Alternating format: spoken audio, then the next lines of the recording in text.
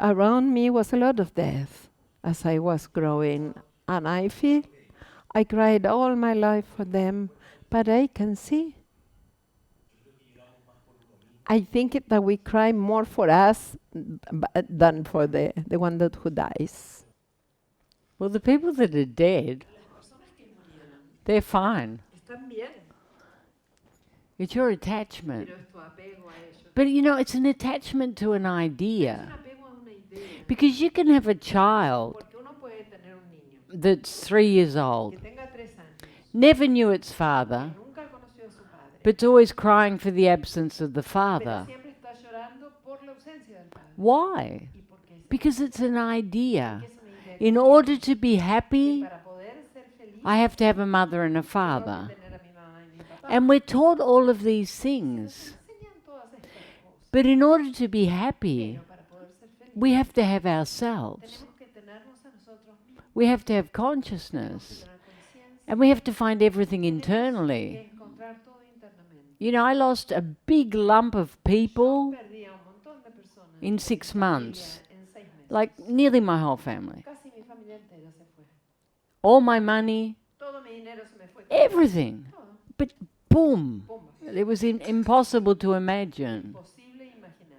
And I realized, after drinking a lot and crying a lot and wondering why God hated me so much,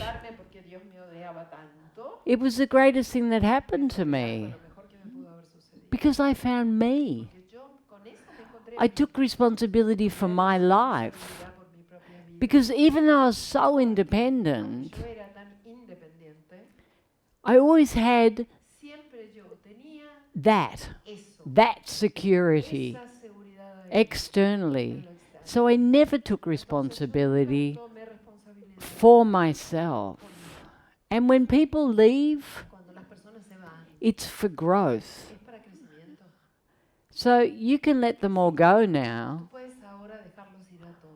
You can cry. You can remember. You can feel however you feel. But when you find yourself, you're free. It doesn't mean you're not sad if someone dies. But that suffering, that extreme duelo, it doesn't exist anymore. Because once you know who you are, you trust in that.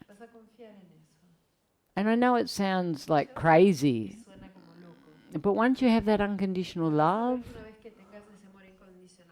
you have the capacity to flow with life. And in hindsight, you see that everything has been a gift for you to love yourself more. You know, when we're in the middle of it, we can't see it. It just seems unjust. You know, and you feel like a victim. But when you become a creator, you can see how all of these situations empowered you. And you celebrate the people that have died. Not suffer their absence. And we love that. Suffering the absence. Even of people we didn't even know. You know, I was adopted. And when I was feeling low, I need to find my real parents. It was like my victim, no? They'll understand me. And I had great parents. Really evolved parents. But when I was feeling bad for me, I need to find my own parents. And when I found my mother, she was identical to the one I had. Same person. It was like, they're just ideas in our heads. Do you understand what I'm saying? And it's a way that we can suffer. It's a way that we can suffer. But once we find ourselves, that suffering leaves. ese sufrimiento se va.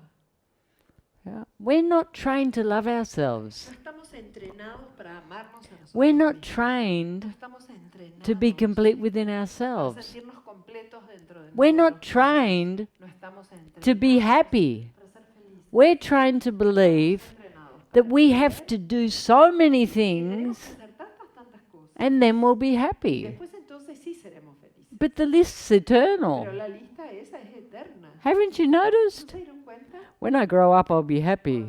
When I leave home, I'll be happy. When I get married, I'll be happy. When I have children, I'll be happy. When I graduate from school, I'll be happy. When I'm rich, I'll be happy. When I retire, I'll be happy. Mira, voy a ser feliz. What if you were happy to begin with ¿Qué tal si eras feliz al principio? and you did all of that ¿E hiciste todo eso? from a place of Lo happiness? hiciste desde un lugar, lo haces de un lugar de felicidad. Wouldn't that be a bit more intelligent? Muchísimo más inteligente.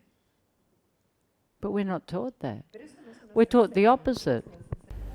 Come visit our webpage for books, movies, and our wonderful retreat centers. Isha's simple yet powerful system is transforming lives around the world.